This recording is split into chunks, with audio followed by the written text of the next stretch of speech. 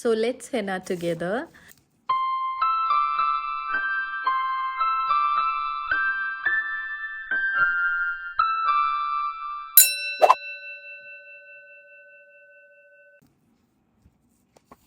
ഇന്ന് നമ്മുടെ designing class start ചെയ്യാണ്.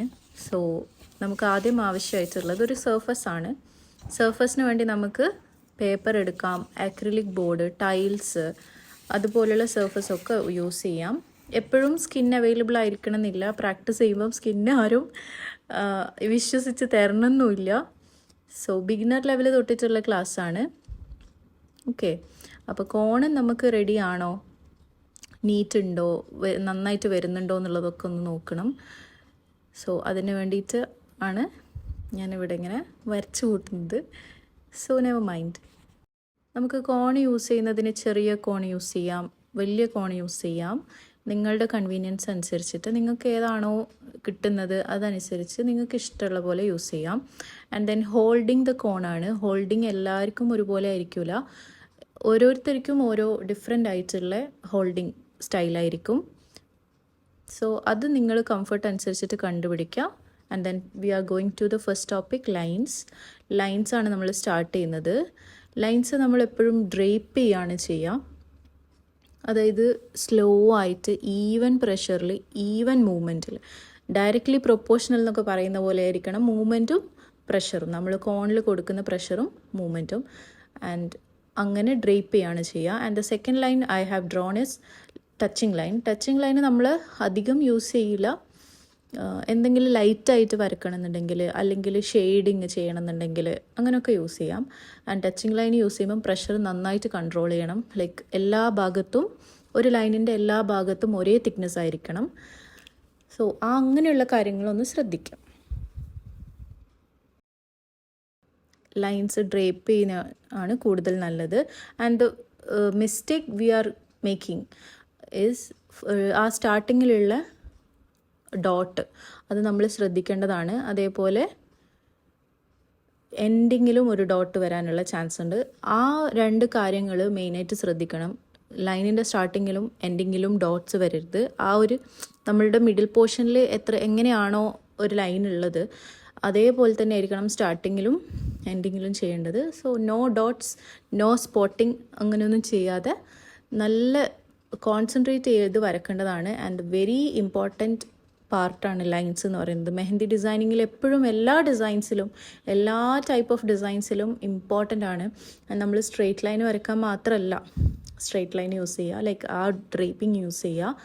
നമ്മൾ ഒരുപാട് ഡിസൈൻസിൽ യൂസ് ചെയ്യുന്നതാണ്. ഓക്കെ, ആൻഡ് ഇതുപോലുള്ള ചെറിയ ലൈൻസ് വരക്കാതെ കുറച്ച് ലെങ്തി ആയിട്ടുള്ള ലൈൻസ് വരക്കുന്നതാണ് എപ്പോഴും നല്ലത്. പ്രാക്ടീസ് ചെയ്യുമ്പോഴേ അങ്ങനെ ചെയ്താൽ. ഇനി നമ്മൾ വലിയ വലിയ ലൈൻസ് വരക്കുന്ന സമയത്ത്, അതിപ്പം ഒരു ചെറിയ കുട്ടികളുടെ ഒക്കെ കൈയാണെങ്കിലാണ് നമ്മൾ ചെറിയ ലൈൻസ് മതിയായിരിക്കും. ബട്ട് വലിയ കൈയൊക്കെ ആകുമ്പോൾ നമുക്ക് വലിയ ലൈൻസ് തന്നെ വേണം. ആ ഒരു കവർ ചെയ്യാൻ വേണ്ടി, ആ പാർട്ടൊന്ന് കവർ ചെയ്യാൻ വേണ്ടിയിട്ട് അത്രയും വലിയ ലൈൻസ് വേണം. സോ പ്രാക്ടീസ് ചെയ്യുമ്പോഴും ആ വലിയ ലൈൻസ് തന്നെ ചെയ്യാൻ വേണ്ടി ശ്രദ്ധിക്കാം. സോ ഫിബ്സ് henna organic and nail cones, അല്ലെങ്കിൽ henna products, beginners kit, bridal kit എന്നിവ എന്തെങ്കിലും വേണമെന്നുണ്ടെങ്കിൽ താഴെ നമ്മൾ ഡിസ്ക്രിപ്ഷൻ ബോക്സിൽ നമ്പർ കൊടുത്തിട്ടുണ്ട്. അതിലേക്ക് കോൺടാക്റ്റ് ചെയ്താൽ മതി കേട്ടോ. നിങ്ങൾക്ക് കൊറിയർ ചെയ്ത് തരുന്നതാണ്. ആൻഡ് ദെൻ നമ്മൾ ചെയ്യുന്നത് ഡബിൾ ലൈന് കൊടുത്തിട്ട് അതിൻ്റെ മിഡിൽ പോർഷനിൽ, ആ സ്പേസിൽ ഫില്ല് ചെയ്ത് കൊടുക്കുകയാണ് ചെയ്യുന്നത്. പ്രഷർ യൂസ് ചെയ്തിട്ടാണ് നമ്മളിപ്പോൾ ഫില്ല് ചെയ്ത് കൊടുക്കുന്നത്.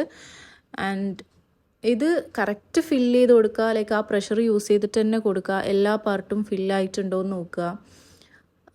അല്ലാതെ നമുക്ക് ഇതിൽ വരുന്നൊരു മിസ്റ്റേക്കാണ് രണ്ട് ലൈൻസ് വരച്ചിട്ട് അതിൻ്റെ ഇടയിൽ ഇങ്ങനെ സ്ക്രിബിൾ ചെയ്യുക എന്ന് വെച്ചാൽ ആ ഒരു ഷെയ്ഡിങ് പോലെ സർഫസ് ടച്ച് ചെയ്തിട്ട് ചെയ്യുന്നത്. അത് ചെയ്യരുത്. അത് സ്റ്റെയിൻ വരുന്ന സമയത്ത് ഭംഗി ഉണ്ടാവില്ല. കണ്ടോ,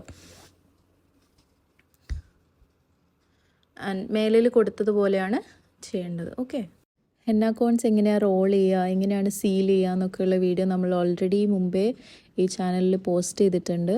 സോ നിങ്ങൾക്ക് എന്തെങ്കിലും ഡൗട്ട് ഉണ്ടെങ്കിൽ ആ വീഡിയോ ഒന്ന് ചെക്കൗട്ട് ചെയ്യുക കേട്ടോ. സോ ഡബിൾ ലൈൻസ് കൊടുക്കുക.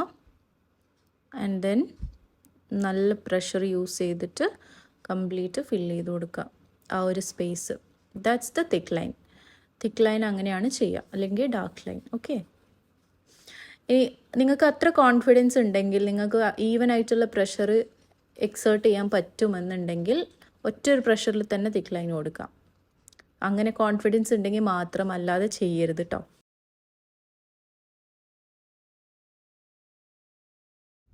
ഇനി നമ്മൾ ചെയ്യുന്നത് മൾട്ടിപ്പിൾ ലൈൻസ് ആണ്. മൾട്ടിപ്പിൾ ലൈൻസ് ചെയ്യുന്ന സമയത്തും ആസ് യൂഷ്വൽ നമ്മൾ ലെങ്ത് ഉള്ള ലൈൻസ് തന്നെ കൊടുക്കാം, സെയിം ഡിസ്റ്റൻസിൽ. അതായത് നമ്മളിപ്പോൾ 4 ലൈൻസ് ആണ് വരക്കുന്നത്, 4 ലൈൻസ് ഈക്വലി ഡിസ്റ്റൻസിൽ തന്നെ വരക്കുക. പാരലൽ ആയിരിക്കുക, രണ്ടും തമ്മിലുള്ള ഡിസ്റ്റൻസ് സെയിം ആയിരിക്കുക.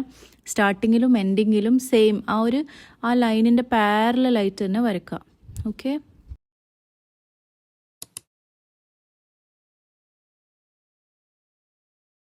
ഇതിൽ മിസ്റ്റേക്ക് വരരുത്. നല്ല ഫോക്കസ് ചെയ്തിട്ട് വേണം വരക്കാൻ. ആ ഒരു ഫസ്റ്റ് ടൈമിലുള്ള ഫോക്കസ് നിങ്ങൾ കൺട്രോൾ ചെയ്താൽ, അതായത് ആ ഒരു ഫോക്കസിൽ തന്നെ വരച്ചാൽ നെക്സ്റ്റ് നിങ്ങൾ വരക്കുന്നതൊക്കെ ഈസി ആയിരിക്കും. ആൻഡ് ഇതിൽ വരുന്ന മിസ്റ്റേക്ക്, നമ്മൾ ഈ വരക്കുന്ന സമയത്ത് ആ ഒരു പാരലൽ ആയിട്ടുള്ളതല്ലാതെ ഇങ്ങനെ ചെരിഞ്ഞു പോവുക, ലൈൻസ് തമ്മിൽ ചെരിഞ്ഞു പോവുക, അല്ലെങ്കിൽ ലൈൻസ് തമ്മിൽ ടച്ച് ചെയ്ത് പോവുക, അതൊക്കെ ഉണ്ടാവും.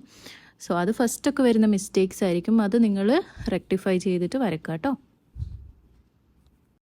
ആൻഡ് ദ മെയിൻ തിങ് നമുക്ക് പറയാനുള്ളത്, നിങ്ങൾ വരച്ചുകൊണ്ടിരിക്കുന്ന സമയത്ത് കോണിൻ്റെ ടിപ്പ് എന്തായാലും നീറ്റാക്കിക്കൊണ്ട് ക്ലീൻ ചെയ്തുകൊണ്ടിരിക്കുക. കാരണം വരച്ച് ചെയ്യുന്ന സമയത്ത് ഈ കോണിൻ്റെ മേലയിൽ മെഹന്തി പേസ്റ്റ് വന്ന് നെക്സ്റ്റ് നമ്മൾ ഡിസൈൻ ചെയ്യുമ്പോൾ അത് അത്ര നീറ്റല്ലാതെ വരാനുള്ള ചാൻസ് ഉണ്ട്. ഓക്കെ, നിങ്ങൾക്ക് ഈ ഫ്രീ ക്ലാസ്സിൽ എന്തൊക്കെ ടോപ്പിക്സാണ് ഇൻക്ലൂഡ് ചെയ്യേണ്ടത് എന്ന് സജഷൻസ് ഉണ്ടെങ്കിൽ കമൻറ്റ് ചെയ്യുക.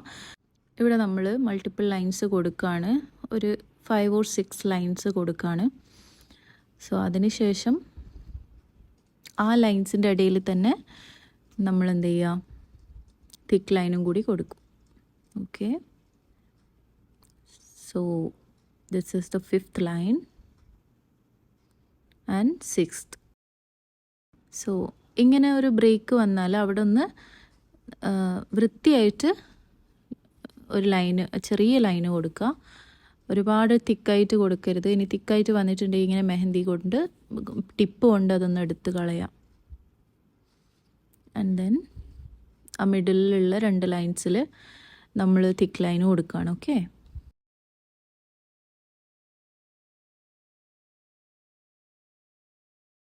ലൈൻസ് തമ്മിലുള്ള ഡിസ്റ്റൻസ് കൊടുക്കുമ്പം ചെറിയ ഡിസ്റ്റൻസ് തന്നെ കൊടുക്കുക. ഒരുപാട് എന്താ പറയുക, വലിയ ഡിസ്റ്റൻസിൽ കൊടുക്കരുത്. 2 mm അങ്ങനെയൊന്നും കൊടുക്കരുത്. ഒരു 1 mm 1.5 mm ആ ഒരു രീതിയിൽ കൊടുക്കുക. ഇത്രയും ഡിസ്റ്റൻസ് ഒന്നും കൊടുക്കരുത്. അത് ബിഗിനേഴ്സ് ആയിട്ടുള്ള ആൾക്കാർക്ക് എപ്പോഴും വരുന്ന മിസ്റ്റേക്സ് ആണ്. സോ നല്ല അടുപ്പിച്ചിട്ട് തന്നെ കൊടുക്കുക, ബട്ട് ലൈൻസ് തമ്മിൽ ടച്ച് ആവരുത് കേട്ടോ. സോ അങ്ങനെ ചെയ്യാം. എപ്പോഴും നമുക്കിങ്ങനെ സ്ട്രെയിറ്റ് ലൈന് മാത്രം അല്ലെങ്കിൽ ഒരു ഹൊറിസോണ്ടൽ ലൈന് മാത്രമല്ല വരക്കേണ്ടി വരിക. ഹൊറിസോണ്ടൽ ലൈൻ വരക്കണം, വേർട്ടിക്കൽ ലൈനും വരക്കണം. ഓക്കെ, ആൻഡ് ഹൊറിസോണ്ടൽ ലൈൻ മാത്രം ചെയ്യുമ്പോൾ നിങ്ങൾക്ക് അത് മാത്രമാണ് യൂസ്ഡ് ആവുക. സോ നിങ്ങൾ ഹൊറിസോണ്ടൽ ലൈൻ മാത്രമല്ല വേർട്ടിക്കൽ ലൈൻ ചെയ്യുക, ക്രോസ് ആയിട്ടുള്ള ലൈൻസ് ചെയ്യാം. ഓക്കെ, അത് ഫ്രം ലെഫ്റ്റ് ടു റൈറ്റും ചെയ്യുക, റൈറ്റ് ടു ലെഫ്റ്റും കൂടി ചെയ്യുക.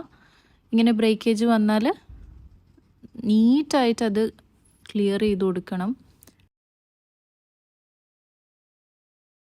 ഓക്കെ, ഇങ്ങനെ നമുക്ക് ഇങ്ങനത്തെ ക്രോസ് ലൈൻസ് ഒക്കെ ആവശ്യം വരുന്ന ഡിസൈൻസ് ഉണ്ട്. ഇനി വരുന്ന സമയത്ത്, ഇനി നമ്മുടെ ക്ലാസ് കണ്ടിന്യൂ ചെയ്യുന്ന സമയത്ത് ക്രോസ് ലൈൻസ് ഒക്കെ ആവശ്യം വരും. സോ ഏത് ഡയറക്ഷനിലും നിങ്ങൾക്ക് ലൈൻസ് വരക്കാൻ യൂസ്ഡ് ആണെങ്കിൽ it would be very easy for U.